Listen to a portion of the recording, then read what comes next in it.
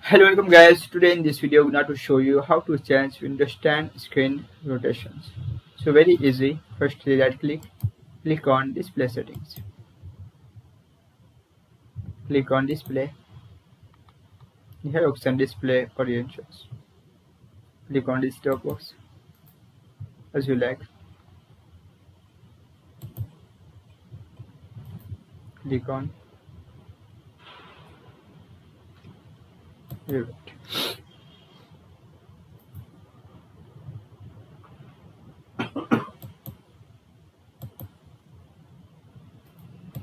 If you went to these options, click it. Tap.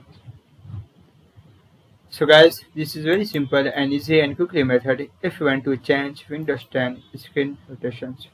Thank you for watching this video. Please like, share and subscribe to my channel for latest update. And please comment this video useful or not. Thank you for watching this video.